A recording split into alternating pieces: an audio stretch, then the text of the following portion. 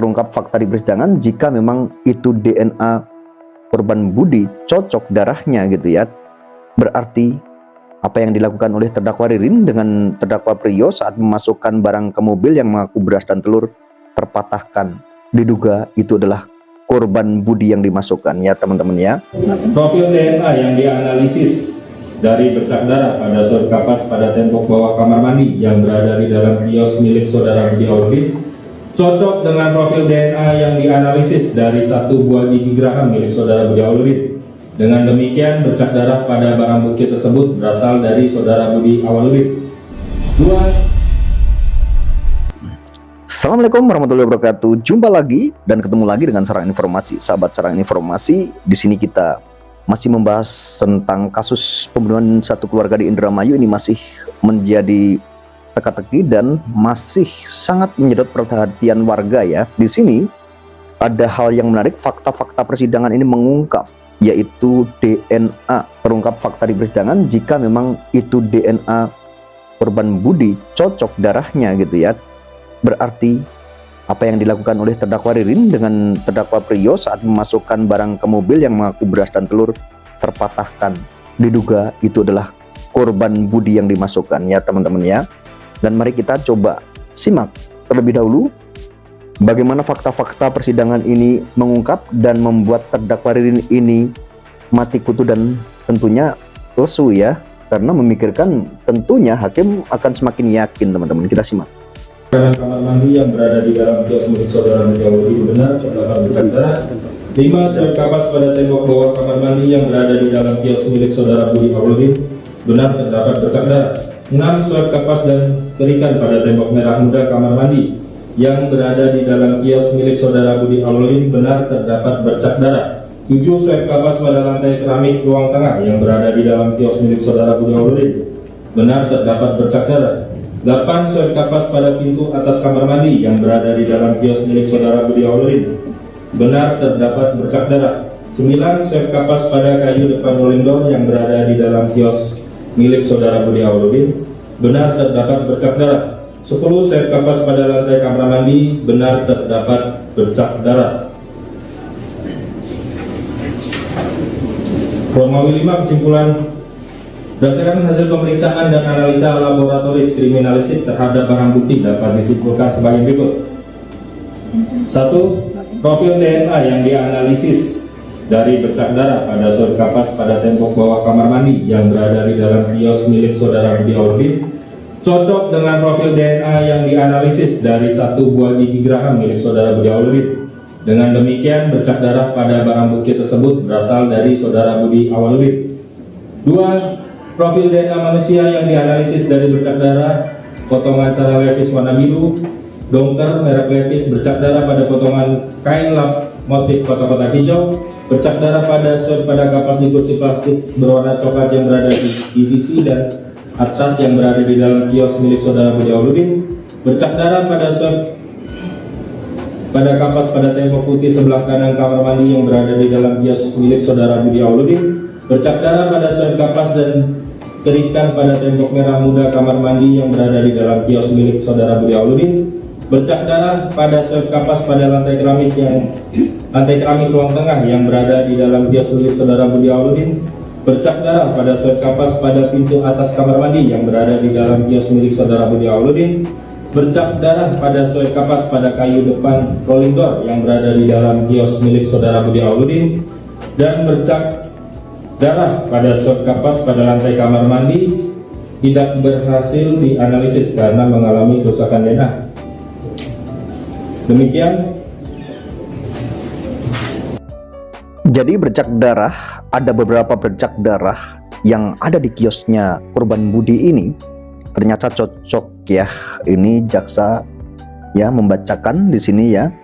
Jadi fakta-fakta persidangan ini tentunya mematahkan apa yang pernah dikatakan oleh terdakwa Ririn bahwa memasukkan barang ke dalam mobil itu katanya yang dimasukkan adalah telur dan beras. Tentunya hal ini semakin terang benderang ya.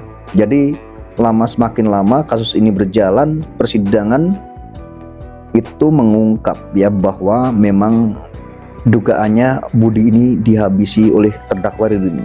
Jadi jika terdakwa Ririn ini mengatakan yang menghabisi atau otak intelektual adalah Aman Yani, sebenarnya ini terbantahkan ya teman-teman ya. Disinilah mulai paniklah saudara Ririn, terdakwa Ririn mulai paniknya dari sini karena terungkap di fakta persidangan, dan tentunya hakim juga akan mengambil sebuah keputusan yang bijaksana dan tentunya agar keluarga korban atau korban sendiri juga mendapatkan keadilannya teman-teman ya. Karena jika kita melihat kasus ini yang tentunya ini semakin menyedot perhatian masyarakat, jadinya kita semua bertanya-tanya ya, skenario yang dilakukan atau yang dibuat oleh terdakwa Ririn ini memang sangat luar biasa skenarionya ya. Jadi bisa banget dan memang sangat lihai banget membuat sebuah skenario yang membuat kita atau mata masyarakat itu tertuju awalnya itu kepada terdakwa Ririn, bahwa keterangannya saat di persidangan mengatakan otak intelektualnya adalah Aman Yani, dan ada yang melakukan di situ Hardi dan Joko Priyo Yoga di situ ya, katanya seperti itu ya. Jadi Ririn ini katanya tidak ada di tempatnya Budi ya saat kejadian tersebut, dan hal ini kan jadinya terpatahkan dan terbantahkan. Sebenarnya banyak sekali ya fakta-fakta persidangan yang bisa mengungkap kasus ini dan membantu mengungkap kasus ini dari saksi-saksi. Bahkan terdakwa Priyo sendiri pun akhirnya kan juga mengaku ya. Dan pengakuan terdakwa Priyo ini bukan serta-merta pengakuan yang mungkin dibuat-buat, itu tidak, karena ada beberapa saksi juga dan fakta-fakta yang diungkap di persidangan itu ada CCTV dan akhirnya terbongkar saat ini ya, terungkap saat ini, yaitu DNA yang tentunya sudah dilapor ya oleh forensik ya, laboratorium forensik itu di tes ya tentunya ya, diuji, dan akhirnya lapor juga mengatakan bahwa ternyata cocok, katanya kan seperti itu, dengan yaitu korban Budi. Nah dari sinilah tentunya kita semua bisa tahu ya, skenario busuk terdakwa Ririn ini memang sangat luar biasa, lihai dan pandai sekali, rapih sekali untuk merangkai sebuah drama dan cerita-cerita yang tentunya membuat mata kita dan membuat opini masyarakat ini akhirnya tergiring. Awalnya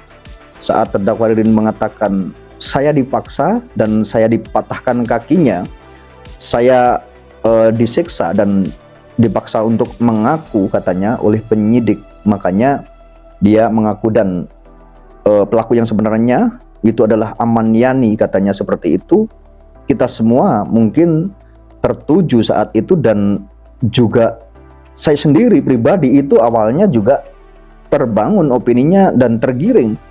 Jangan-jangan benar apa yang dikatakan oleh terdakwa Ririn. Akan tetapi setelah muncul beberapa saksi yang podcast di KDM ya, di Kang Deddy Mulyadi, di Pak Gubernur itu, dari situlah mulai curiga di situ ya, karena kecurigaan muncul itu bukan berdiri dengan sendirinya. Tentunya kecurigaan muncul tersebut dari beberapa saksi yang bercerita, dan di situ memang ada beberapa kejanggalan atau sebuah kejanggalan yang tentunya diungkapkan atau yang diutarakan kepada KDM saat podcast itu memang janggal sekali di situ gitu ya. Saksi mengutarakan dan akhirnya kita mengatakan bahwa itu memang janggal gitu ya. Salah satunya atau di beberapa antaranya yaitu tentang yaitu terdakwa Ririn itu kok bisa mencairkan dana pensiun miliknya Aman Yani, akan tetapi dicairkan oleh terdakwa Ririn sendiri. Kenapa bukan Aman Yani yang mencairkan gitu ya? Dan penuh drama dan rekayasa di situ gitu ya. Dan yang menjadi teka-teki dan menjadi sebuah pertanyaan yaitu kenapa terdakwa Ririn ini bisa menguasai dokumen-dokumen milik Aman Yani, yang tentunya dokumen-dokumen tersebut sebenarnya kalau menurut saya pribadi tidak mudah untuk menguasai dokumen seseorang gitu ya. Bahkan dokumen tersebut itu banyak sekali yang dikuasai oleh terdakwa Ririn gitu ya, banyak yang dikuasai, KTP, buku tabungan, ATM, kayak kalau seperti kartu keluarga misalnya kayak gitu. Tentunya kan hal yang sangat tidak mudah untuk menguasai hal tersebut, apalagi sampai untuk mencairkan dana pensiun gitu, dan akhirnya berhasil dicairkan dana pensiun tersebut. Kabarnya kan seperti itu. Jadi dugaan-dugaan Ririn memang sengaja membuat sebuah skenario agar ini berjalan mulus. Ya, ini memang terjadi berjalan mulus. Akan tetapi yang namanya kejahatan itu tidak akan bisa semulus itu. Kejahatan itu lama-lama juga pasti akan terungkap dan terbongkar ya, sahabat Sarang Informasi. Dan tentunya kita bisa melihat fakta-fakta yang saat ini terjadi ya, terungkap semuanya di persidangan, dan akhirnya semua keyakinan-keyakinan masyarakat yang dulu pelakunya itu memang bukan terdakwa Ririn, akan tetapi saat ini masyarakat yang dulu tergiring gitu ya dengan opini-opini yang dibangun Ririn dan terdakwa Priyo, akhirnya saat ini terbuka luas dan akhirnya jadi tahu bahwa memang terdakwa Ririn ini luar biasa membangun sebuah skenario atau sandiwara ini ya, bahkan sutradaranya ini kan Ririn, dan akhirnya terungkap semua dan semakin yakin dugaannya bahwa memang terdakwa Ririn lah pelakunya. Lalu kemanakah Ahmad Yani lagi yang selalu ditanyakan ya? Ya, kita mungkin semua mempunyai kesimpulan atau sebuah kesimpulan kita semua bahwa mungkin bisa jadi memang Ahmad Yani ini sudah tidak ada, dan mungkin bukan hilang, akan tetapi dihilangkan. Dan siapa lagi pelakunya? Kalau kita mau cari tahu di manakah Ahmad Yani, ya tanya kepada terdakwa Ririn, itu pasti tahu ya teman-teman ya. Dan di manakah keberadaannya Ririn pasti tahu. Ya, Ririn lah yang mengetahui lah, tentunya seperti itu ya, karena selama ini katanya komunikasinya hanya sama terdakwa Ririn, sedangkan sama yang lain itu tidak ada komunikasi sama sekali. Berarti terdakwa Ririn yang tahu. Dan yang mengherankan itu tentang ponsel milik Ahmad Yani, atau tentang Ahmad Yani saat berkomunikasi itu kenapa hanya dengan terdakwa Ririn saja dan tidak bisa ditelepon oleh siapapun, hanya terdakwa Ririn yang tahu. Dari sinilah kecurigaan itu semakin menguat ya kawan-kawan. Terima kasih yang sudah menonton video ini sampai selesai. Sampai ketemu di video saya berikutnya.